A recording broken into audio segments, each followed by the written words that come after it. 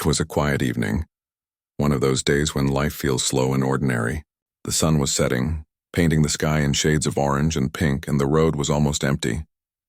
A young woman walked along the sidewalk, holding her small bag close to her side. She had just finished her long shift at work and was heading home, tired but peaceful. The cool breeze brushed against her face as she crossed the street near the old gas station. She didn't know that within the next few minutes, everything around her would change. Just as she reached the corner of the road, a loud sound broke the calm, the screeching of tires, followed by a heavy crash that echoed down the street. Her heart jumped. She looked up quickly and saw thick black smoke rising into the air. A few meters away, a car had slammed into a lamppost. Flames were already licking around the edges of the front hood. For a moment, she froze. People nearby were shouting, some running toward the scene, others pulling out their phones to record. But nobody was getting close to the burning vehicle. The heat and the sound of cracking metal were terrifying. Her instincts kicked in before her mind could catch up. She dropped her bag on the ground and ran toward the car. As she got closer, she saw that it was a big, shiny black car, the kind that only wealthy people drove. Through the window, she spotted a man in the front seat, slumped forward, not moving. But what made her chest tighten was the small figure in the back seat. A child. The little boy was crying, his tiny hands hitting the window glass, his face red from the heat. The flames were spreading fast. She shouted for help, but no one stepped forward. People stood back, afraid that the car might explode. She could feel the heat burning her face, but she couldn't walk away. She rushed to the back door and tried to pull it open, but it was jammed. She yanked it again and again, her palms burning. The handle wouldn't move. The smoke was getting thicker now, and the child's crying was turning weaker. Her eyes darted around desperately until she saw a heavy rock near the sidewalk. Without hesitation, she picked it up and smashed it against the window. It cracked but didn't break. She hit it again, harder this time, ignoring the sharp pain in her hands. The glass finally shattered, spraying tiny pieces around her arm. She reached inside and tried to unlock the door, coughing from the smoke. The metal burned her skin, but she managed to pull the door open just enough to grab the child. The boy was trembling, clutching a small toy in his hand. His face was streaked with tears. "It's okay, I got you," she said softly. Though her throat was burning and her eyes were full of tears from the smoke, she lifted him into her arms and turned to run. As she stumbled away from the car, someone shouted behind her, "Move back! It's going to blow!" She barely made it to the sidewalk when the car burst into a loud explosion. The force knocked her down to the ground, but she shielded the child with her body. Pieces of metal flew through the air, landing all around them. For a few seconds, everything went silent, except for the crackling sound of fire. The crowd gasped. A few people rushed over, finally brave enough now that the worst had happened. Someone took the child from her arms. He was crying, calling for his father. She looked back at the burning car. Through the flames, she could see the man inside, still motionless. Panic hit her. She turned to one of the bystanders. "There's someone else inside." "The driver!" she shouted. But another explosion of sparks made everyone step back. The fire was too strong now.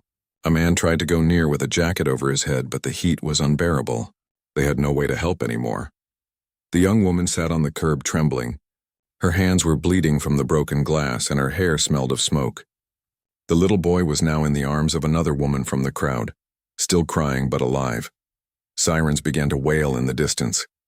Fire trucks and ambulances arrived within minutes, spraying water over the flames.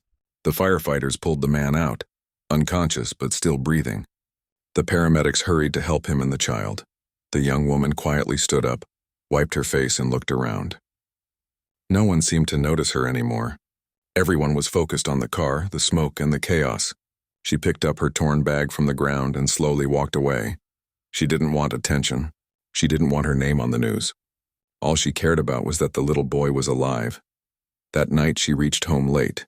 Her clothes were stained, her arms sore, and her heart heavy. She sat on the edge of her bed, staring at her shaking hands. The image of the crying child kept flashing in her mind. She didn't even know who he was. She only knew that she couldn't have left him there. Outside her small window, the city lights twinkled faintly. She could hear distant traffic, people laughing somewhere, life going on as usual. But inside her small room, everything felt different. She knew she would never forget what happened. Meanwhile, across the city, chaos continued at the crash site. The fire had finally been put out. Reporters were already gathering, filming live for the evening news. The name of the car's owner soon spread, a famous businessman known for his wealth and power. His expensive suits, his company, his reputation. Everyone in the city had heard of him. The news headline flashed across television screens that night. Business tycoon's car catches fire. Toddler saved by unknown woman. People were shocked. Some called her a hero. Others wondered who she was. No one had managed to get her name or a clear picture. At the hospital, the man woke up hours later, confused and in pain. His first words were about his son. The nurse told him the child was safe, rescued by a woman who had disappeared before anyone could thank her. He didn't remember much from the crash, just the blinding light, the sound of impact and his son's cries. He demanded to know who the woman was, but no one could answer. For the next few days, the story spread like wildfire. People posted blurry photos of the rescue, taken from bystanders' phones. The woman's face was barely visible.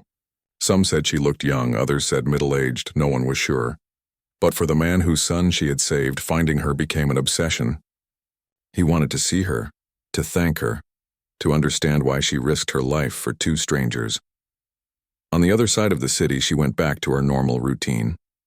She didn't tell anyone about the incident, not even her co-workers. She simply said she was tired. Her hands were wrapped in bandages, but she brushed off questions, saying it was just a kitchen accident. Sometimes, while waiting for the bus, she'd see people watching the news on their phones. She'd catch a glimpse of the story, her story I'm being told again and again, with dramatic headlines and guesses about the mystery savior. She would quietly look away, pretending she didn't know anything, but deep inside, she couldn't shake the feeling that what happened wasn't just an accident. The way the car exploded so suddenly, the strange smell of fuel before it caught fire, it didn't feel right. She had tried to ignore that thought, but it lingered. Still, she didn't tell anyone. She didn't want to get involved in powerful people's problems. She just wanted peace. At night, she often dreamed about the fire, the heat, the crying, the sound of the explosion. Sometimes she woke up in the middle of the night, gasping, her heart racing. But every time she reminded herself that the little boy was alive, and that was enough. Days passed and the world slowly moved on. The news stopped talking about the rescue and new stories took its place. But at the hospital, the man hadn't forgotten. He told his staff to find her, no matter how long it took.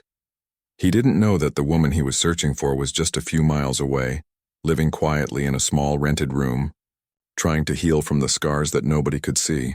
And she didn't know that saving that child had changed the course of her life, and his, forever. What happened that day was only the beginning. The real truth, the part that no one could have guessed, was still waiting to be uncovered. Morning sunlight streamed through the tall hospital windows. The powerful man lay still in his bed, staring at the ceiling. His mind was full of flashes. The sound of the crash, the smell of burning fuel, and the last thing he remembered, his little boy crying out. He had everything money could buy, cars, houses, respect him. But in that moment, lying weak and broken, he realized how close he came to losing what really mattered. The nurse entered quietly and said his son was fine. The child was saved by a young woman, she told him. She disappeared before anyone could thank her. He tried to sit up, his body aching from the accident. "Who is she?" he asked, his voice rough. But no one knew. She had vanished into the crowd. For days, he couldn't stop thinking about her. He owed his son's life to a stranger, someone who didn't even wait for recognition. That kind of selflessness was rare in his world, where people only helped if they had something to gain. He called his assistant and gave a single order: find her. Across the city, the young woman went back to her small, quiet life. Her hands were still sore from the burns and cuts, but she said nothing to anyone. She didn't tell her neighbors or her friends. To her, it didn't feel like something heroic. She had done what her heart told her to do. At work, she stayed quiet, focused on her duties, smiling politely at customers even when exhaustion pulled at her. But sometimes when she passed a television or scrolled through her phone, she saw the news. The headlines still spoke about the unknown hero who saved a bus. Ines Tycoon's child. Her heart would beat a little faster every time. She hoped they would stop talking about it soon. She didn't want anyone to find her, but destiny had other plans. The man's team worked tirelessly, checking hospital records, scanning security cameras, and questioning witnesses. One video clip from a gas station camera showed her running toward the burning car. Her face wasn't clear, but it was enough to start a search. One afternoon, while she was returning home from work, she noticed a black car parked near her small apartment building.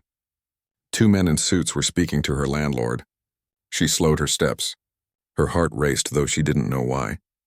When she reached her door, the landlord waved her over. "They're looking for you," he said in a half-curious tone. She froze. "Me? Why?" Before she could say another word, one of the men stepped forward and spoke politely. "Ma'am, we're from Mr. Harlan's office. You were seen helping at the car crash last week. He wishes to meet you personally." Her hands tightened around her bag strap. "There's no need," she replied quickly. "I didn't do it for thanks. Please tell him I'm happy his child is safe." The men looked at each other. "We understand," one said softly, "but he insists. He just wants to thank you in person." She hesitated, unsure what to do. She didn't want to be on the news again or meet some rich man in an expensive suit who would hand her money and walk away. That wasn't what she wanted at all. But the men were kind, not forceful, and they promised it would be private. Later that evening, after thinking for a long time, she agreed. The next morning, a car arrived to pick her up. She sat quietly in the back seat, nervous, her hands resting in her lap. When they reached the large white house at the top of a hill, she felt even smaller.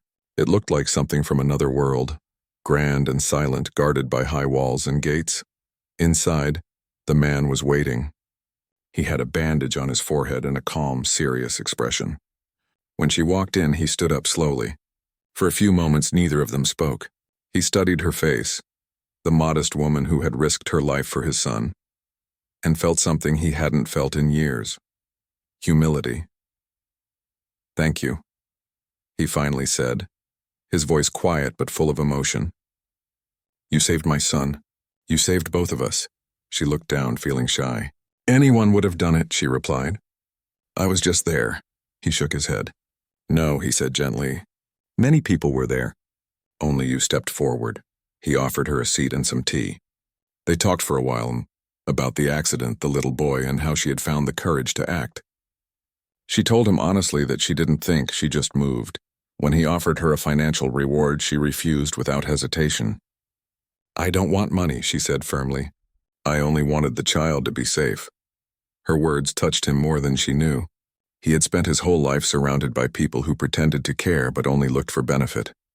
This woman, sitting in front of him with bandaged hands and simple clothes, was different. Before she left, he asked if she would visit his son someday. The boy had been having nightmares, and the doctors said familiar faces might comfort him. She agreed, though nervously. A few days later, she visited the hospital room where the little boy was resting. The moment he saw her, he smiled faintly, clutching the small toy she had saved along with him. He reached out his arms, and she went to him. He wrapped his little hands around her neck and whispered, "You saved me." Her heart melted. "You're very brave," she told him softly. The man watched quietly from the doorway, his chest heavy with gratitude. For the first time in years, he felt something change inside him. His world, full of meetings, contracts, and competition, suddenly felt meaningless compared to this simple moment. Days turned into weeks, and she continued to visit sometimes. Not because of obligation, but because she cared. The child liked her stories, and she enjoyed making him laugh. The man often joined them, listening quietly, watching how naturally she connected with his son. He found himself asking questions about her life, where she worked, how she managed alone, what her dreams were. She told him she had left school early to help her family, and now she was saving to study nursing someday. Her honesty impressed him. She wasn't bitter or angry about her struggles. She accepted them with quiet strength. One evening after she left, his assistant entered the room with a serious look. "Sir," he said carefully, "there's something about the accident." The man looked up. "What about it?" "The police found signs that the car was tampered with before the crash," the assistant said. "It wasn't just a mechanical failure. Someone wanted you hurt, maybe worse." The room went silent. The man's face changed. For years he had faced rivals in business, but this felt personal. "Do they know who?" he asked. "Not yet," came the reply. "But it looks like someone inside your company. Someone with access." The man leaned back in his chair, deep in thought. A chill ran down his spine as he realized how close he had come to dying that day, and how his son would have gone with him if not for the woman who just wanted to help. From that night, his search changed. It was no longer only about gratitude. It was about truth. He ordered a private investigation, determined to find out who was behind the crash. Meanwhile, the young woman remained unaware of any of this. To her, everything was over. She continued working quietly, occasionally visiting the boy, unaware that her brave act had placed her near something much darker than she could imagine. One day, while visiting, she noticed the man seemed distracted. He smiled less, spoke in shorter sentences, his eyes full of worry. She asked softly if something was wrong, but he simply said, "Just business matters." What he didn't tell her was that he had received threats, anonymous messages warning him to stop digging into the cause of the crash. Someone powerful wanted the truth buried, but he couldn't stop. A few nights later, while going through his files, he found an email that confirmed his fear. The sabotage had come from inside his own company. Someone close to him had betrayed him. As he read through the evidence, he thought again about the night of the fire, about the woman who ran into danger for a child she didn't even know. Her courage gave him strength. He realized that she, an ordinary person with nothing to lose, had more honor than the people who had surrounded him for years. He promised himself he would not let this go. And far away, in her small apartment, the young woman sat by her window, unaware that her life was about to change again, that the powerful man she once saved was now caught in a web of danger that would soon pull her in too. The night was quiet, the streetlights dim. She looked up at the stars, thinking about the little boy's smile. She whispered a small prayer for him before going to bed. Somewhere across the city, another car drove silently through the night, and inside it someone was watching her building, waiting. The truth behind that burning car was slowly coming to light, and it was darker than anyone had imagined. The weeks after the accident brought quiet changes that no one noticed at first. The young woman had returned to her daily routine, trying to forget everything that happened. But deep down, something had shifted inside her. She often thought about the little boy and his smile, about how he would run to her whenever she visited. Those visits had become small moments of warmth in her busy, tiring life. The man had also changed. Once known for his cold and distant attitude, he had begun spending more time with his son. The boy's laughter now filled the grand house that used to echo with silence. Yet behind the man's calm expression, there was still worry. He couldn't stop thinking about what the investigators had told him, that the car crash wasn't just bad luck. One afternoon, when she visited again, the boy ran into her arms as soon as he saw her. The man watched from across the room, smiling faintly. After the child went to play with his toys, he turned to her and said quietly, "I've been meaning to ask, do you believe everything happens for a reason?" She looked surprised. "Maybe," she said softly. "Sometimes things happen to bring people together. Sometimes they're just lessons." He nodded slowly, his eyes distant. "I've been thinking about that a lot. That night, it changed everything for me." She could see that something was weighing on him. He looked tired, older somehow, as if he carried a burden that he couldn't share. She wanted to ask more, but she didn't. She felt it wasn't her place. Over the next few days, he grew quieter. His assistant noticed the same thing. Late nights in his office, endless phone calls, and papers spread across his desk. He was uncovering pieces of the truth little by little, and what he found made him uneasy. There were missing funds in his company, strange deals signed without his approval, and messages between employees that hinted at betrayal. Then one evening, as he sat alone in his office, his phone buzzed. The screen showed a message from an unknown number. "Stop looking into the accident. Some things are better left alone." He stared at the message for a long time. For a man used to threats in business, this felt different. It wasn't about money, it was personal. Someone wanted him to stay quiet. The next morning, his assistant showed him a report confirming that the car had been tampered with. The brake line was cut. The fire had started exactly where a small device had been attached under the hood. It wasn't an accident, it was an attempt to kill him. He sat back, his chest tight. "Who would do this?" he whispered. His assistant hesitated. "Sir, we think it could be someone from your circle, someone who knew your routine." The man's face hardened. He thought of all the people he trusted. His partners, his driver, his closest employees. For years he had believed that money could buy loyalty, but now he wasn't sure of anything anymore. Later that day, when the young woman came to visit, he looked at her differently. To her, he said nothing about the investigation. He didn't want her involved or worried. She noticed his silence and the way he stared out the window, deep in thought. "Are you okay?" she asked softly. He forced a small smile. "Just busy with work," he replied, but she didn't believe him. She could feel something wasn't right. That evening, as she was leaving the house, a man standing near the gate stopped her. He looked like a worker from one of the nearby houses, wearing a cap pulled low over his eyes. "You're the lady who saved the boy, right?" he asked. She hesitated, surprised. "Yes, why?" The man leaned closer. "Be careful," he said quietly. "Not everything you see around here is safe." Then he walked away before she could ask anything else. Her heart raced. She turned to look back at the house. The windows glowed softly with warm light, but suddenly it all felt different. Not peaceful, but tense.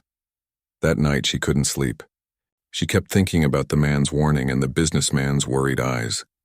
Something was happening behind those walls, and she had stepped right into it without realizing. A few days later, she received a call from the man. His voice sounded calmer than before. He asked if she could come by. When she arrived, he thanked her again for all she'd done and told her that he wanted to help her in return. "I know you don't like rewards," he said, "but I'd like to help you with your studies.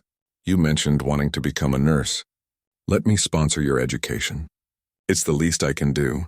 She was touched but unsure. "You don't have to do that," she said quietly. "I know," he replied with a faint smile. "But I want to. You helped my son when I couldn't. Let me do this." After thinking for a moment, she agreed, though her heart felt heavy with gratitude she couldn't express. Over the next few weeks, things seemed to get better. She started preparing her documents for school while still visiting the boy occasionally. But what she didn't know was that the investigation was getting closer to the truth, and to danger. One night, the man's assistant received a call from one of their investigators. "We found something," the voice said. "The driver who was supposed to take him that day, he disappeared." The assistant's blood ran cold. "What do you mean, disappeared?" "He quit his job 2 days after the crash. No contact since. We checked his records. Fake address, fake phone number. That was the first clear sign that someone had planned it carefully. The driver had been hired only 3 months before the accident, recommended by a friend inside the company. It was a setup from the start. The man realized then that the accident had been meant to look like a tragedy. But the woman's courage had ruined the plan. If she hadn't been there, both he and his son would have been gone. When he thought about that, chills went down his spine. He decided to tell her everything, but carefully. The next time she visited, he waited until his son was asleep. Then he said, "There's something I need to tell you." She looked at him with concern. "The crash wasn't just an accident," he said quietly. "Someone wanted me dead," she gasped softly, covering her mouth. "But why? Who would do that?" "I don't know yet," he admitted. "But we're close to finding out." She sat still for a moment, trying to take it in. "Does the police know?" "Yes," he replied. "But we're keeping it private for now. The person responsible is powerful. Maybe even someone I once trusted." There was a silence between them. Then she said softly, "You should be careful. And maybe you shouldn't tell people about me. If someone could plan something like that, they might not want me around either." Her words stayed with him long after she left that evening. She was right. If the attackers learned about her connection to him, she could be in danger. That night, he instructed his team to make sure no one from outside knew her name or address. But unknown to him, someone was already watching. The same car that had followed her weeks ago now appeared again near her building. Inside, a man sat with a phone in his hand, reporting to someone in a low voice. "She's the one," he said. "The woman who saved the boy." "Should we do something?" The voice on the other end replied coldly, "Not yet. Just keep an eye on her. She's already seen too much." The days that followed were strangely quiet. She continued living her simple life, unaware that eyes were following her every move. Sometimes she felt like someone was near, footsteps behind her, a shadow that disappeared too quickly, but she brushed it off as imagination. Meanwhile, The man's investigators finally found the missing driver. He had fled to another city, but they tracked him down. When confronted, the driver broke down and admitted everything. He had been paid to disable the brakes and walk away after the crash. He didn't know who gave the final order, only that it came from someone high up. When the man heard this, his face turned pale. Everything he had built, his business, his success, and had been surrounded by deceit. He realized that money had blinded him for years. Late that night, he looked out from his office window, thinking about how close he came to losing everything, and how an ordinary woman with no wealth or power had been the one to save his life. He made a promise to himself. Once this was over, he would make things right. But just as he was beginning to feel hope, another message arrived on his phone. It said only one line: "If you don't stop, she will be next." His heart stopped for a second. He didn't need to ask who she was. He rushed to call her, but her phone went unanswered. He tried again and again, panic growing in his chest. Finally, after what felt like hours, she picked up, her voice sleepy. "Hello?" He exhaled deeply. "Thank God you're safe," he said, his voice trembling. "Listen carefully.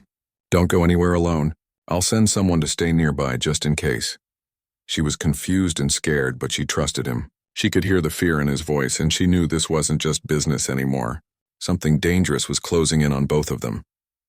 That night, as she locked her door and sat by the window, she looked out at the quiet street. For the first time since the fire, she felt truly afraid. Somewhere out there, someone wanted to erase the truth, and now, she was part of it. But neither of them knew that this danger would soon reveal secrets even deeper than they imagined. Secrets that would change both their lives forever. The truth started to unfold in ways no one could have imagined. For weeks after the accident, everything seemed calm on the surface. The businessman had gone back to his routines, though a bit slower, more thoughtful than before. The young woman who saved his son still visited the child now and then. They often played together, read books, or just sat in the garden while he told her stories in his small, innocent voice. Those visits had become a bright spot in both their lives. But behind that calmness, something darker was quietly moving. The businessman had hired a private investigator to understand how the crash had really happened. The police had called it an accident caused by a brake failure, but the man couldn't accept that. His instincts told him there was more to it. The car had been new, recently serviced, and his driver had always been careful. Something didn't fit. One evening, while the young woman was leaving his office after visiting the little boy, she noticed him standing near the window, staring out quietly. She hesitated, then asked, "Is something wrong?" He didn't answer at first, just looked at her with tired eyes. Then he said softly, "I keep thinking about that night. The fire, the brakes, the way it all happened. It doesn't make sense." She could see the worry on his face. "Maybe it's better not to think too much about it," she said gently. "You're safe now. Your son is safe. That's what matters." He nodded but didn't look convinced. "You're right," he said, though his voice sounded far away. "But something tells me this isn't over." In the following days, the investigators' findings began to come in, and they were unsettling. The car's brake system hadn't failed naturally. Someone had tampered with it.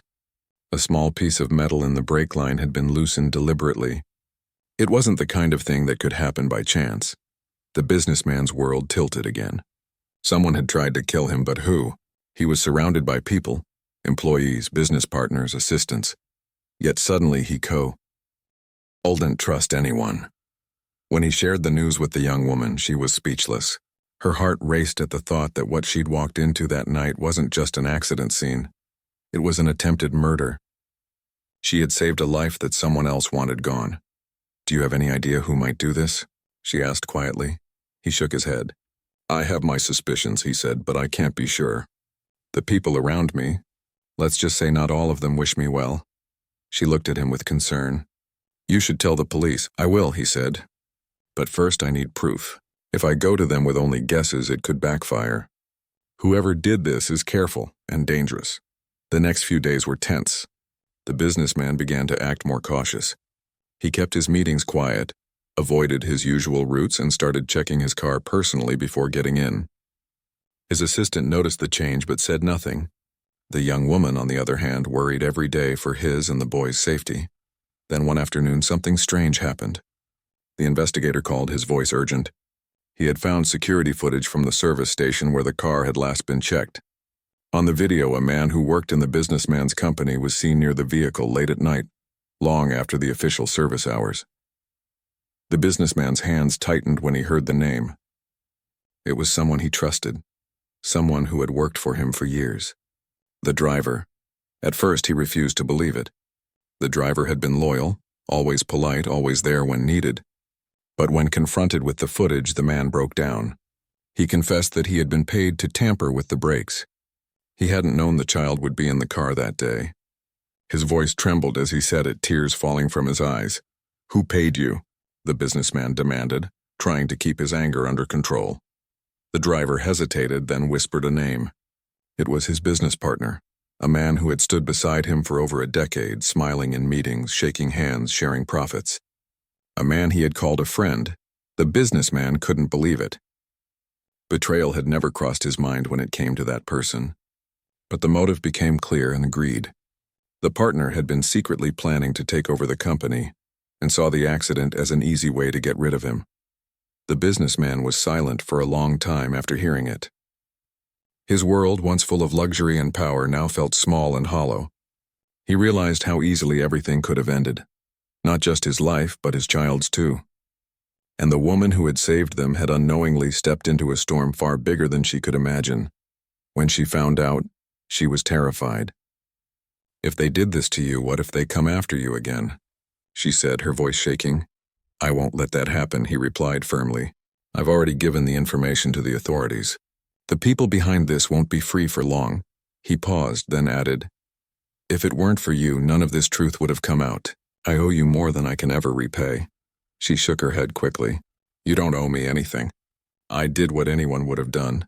But he knew that wasn't true. Most people would have stood at a distance that night, too afraid to help. She had run straight into danger without thinking of herself. The case soon made the news again, but this time the story was different. It wasn't just about the fire or the rescue. It was about corruption, betrayal, and a woman's courage that had saved not only a child, but also uncovered a crime that could have destroyed a family. Reporters stood outside the businessman's house for days. But unlike before, he didn't hide from the cameras. He spoke openly about the truth.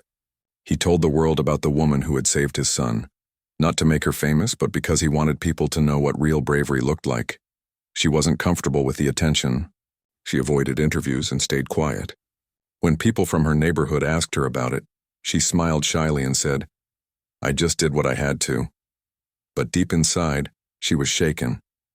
The idea that her small act of kindness had uncovered something so dangerous made her realize how unpredictable life could be. One simple decision, to stop and help, had changed everything. The businessman's former partner and the driver were both arrested after the investigation confirmed their involvement. There was relief but also sadness. The betrayal had left scars. The man had lost a friend. His company's reputation had taken a hit, and he struggled to trust again.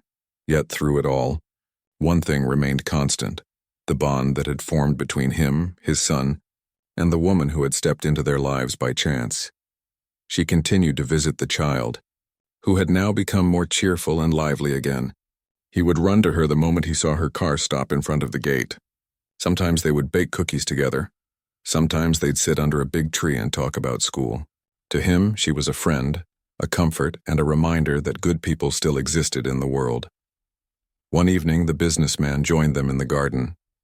The sun was setting, painting the sky in soft orange and pink. He watched them for a while, the woman and his son laughing over something silly, and he felt something he hadn't felt in a long time: peace. When the boy went inside, he turned to her and said quietly, "You've given me something no money or power ever could, a second chance to see what really matters." She smiled, unsure how to respond. "You don't need to thank me," she said softly. "Just promise me you'll live in a way that makes your son proud." He nodded. "I will. You have my word." That night, as he looked at his sleeping child, he realized she was right. He had spent years chasing success, power, and recognition, but in the end, it was a stranger's kindness that saved him. A simple act that reminded him of the value of life and gratitude.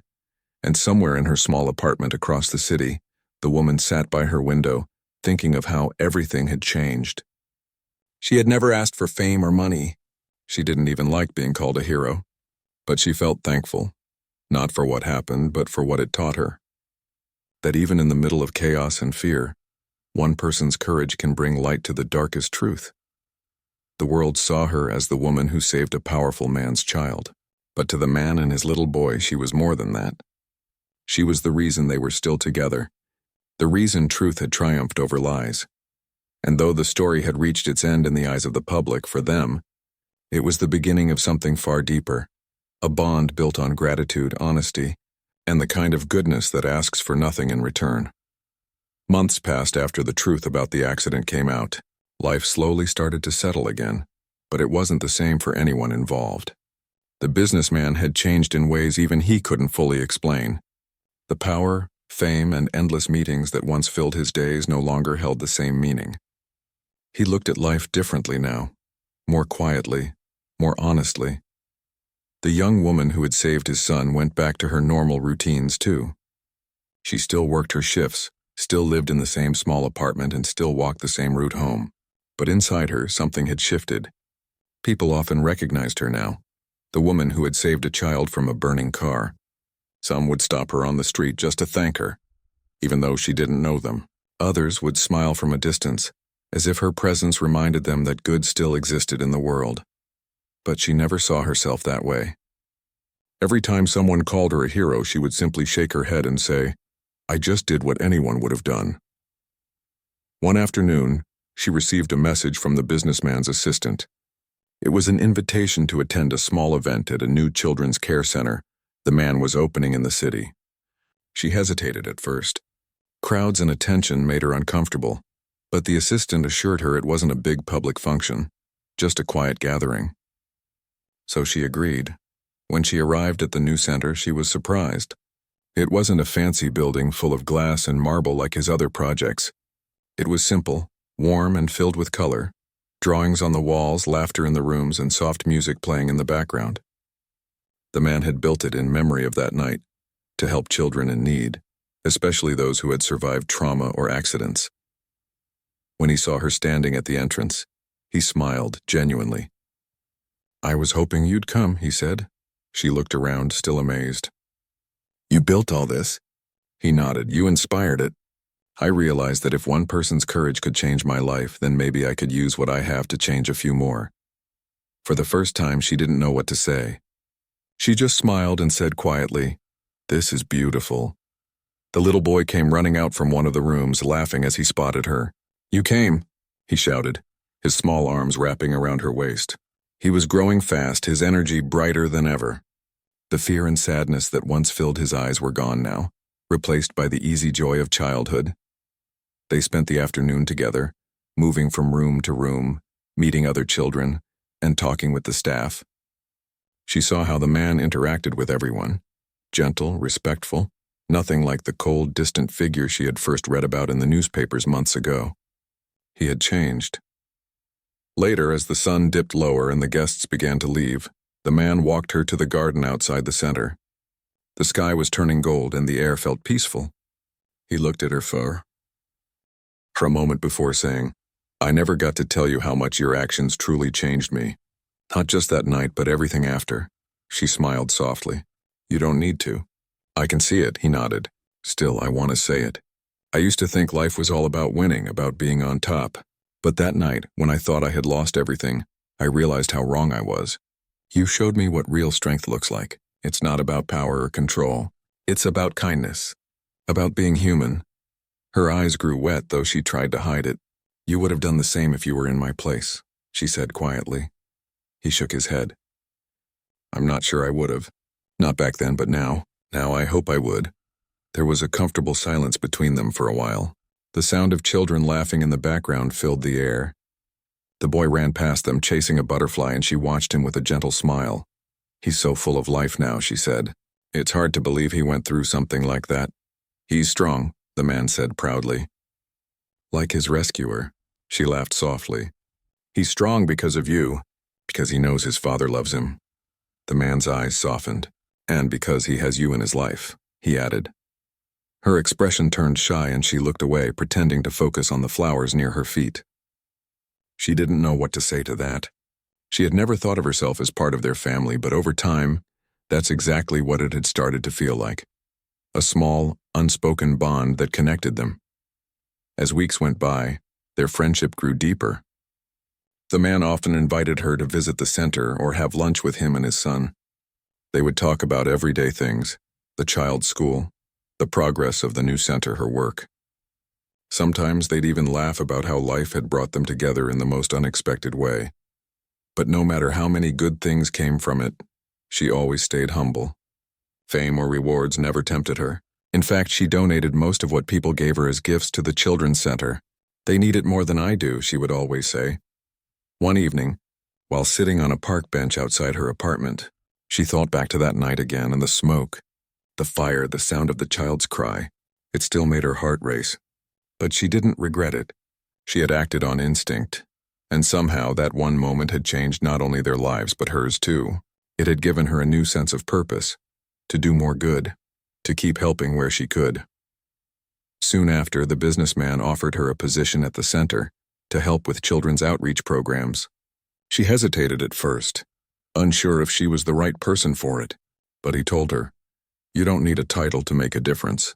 You already have the heart for it." And so she joined. Day by day, she worked with kids, listening to their stories, comforting them, teaching them small lessons about courage and kindness. Many of them came from broken homes or had gone through painful experiences, but they found comfort in her presence. Her calm voice and gentle ways made them feel safe. Years passed and the children's center became well known across the city. The man continued to support it, but he always said it was her spirit that kept it alive. The bond between them never faded. She became like family to him and his son, someone they could never imagine their lives without. The boy, now older, often told people stories about the woman who pulled me out of fire. To him, it wasn't just a story, it was part of who he was. Every birthday, he would make sure to invite her first. Every achievement, big or small, she was there to cheer for him. One afternoon, as she watched him graduate from his first school level, she felt a rush of emotion. Tears filled her eyes as she clapped from the crowd. The boy saw her and waved proudly, holding his certificate high. The businessman standing beside her whispered, "He's who he is because of you." She shook her head gently. "No," she said. "Because of love, yours and his own strength. I just helped him get a second chance." The man smiled. Sometimes that's all a person needs. One person who doesn't walk away. Years went by and life kept moving forward. The world soon forgot about the headlines, but for them, the story never lost its meaning. It became part of who they were, a reminder that even the smallest act of courage could change everything. The woman never sought attention, but her kindness continued to touch lives quietly. She trained others at the center, encouraged more people to volunteer, and always reminded them that helping someone wasn't about recognition, it was about humanity. As for the businessman, he remained deeply grateful. He never went back to his old ways of chasing power or ignoring people around him. He spent more time with his son, more time at the center, and often said that the best thing that ever happened to him was meeting the woman who refused to walk away that night. And though neither of them ever planned for it, they became living proof that sometimes fate has a strange way of connecting lives, through fire, fear, and unexpected courage. The story that once began with flames ended with warmth, the kind that comes from kindness, forgiveness, and the quiet strength of good hearts. The woman often said, "That night I thought I was saving a child. I didn't realize I was saving myself too." And maybe that was true, because in saving one life, she found her own purpose, and in changing one story, she gave meaning to so many others. That's how a single moment of bravery turned into a lifetime of hope. And how a stranger's kindness proved that even in a world full of chaos, one good heart can still light the way for many.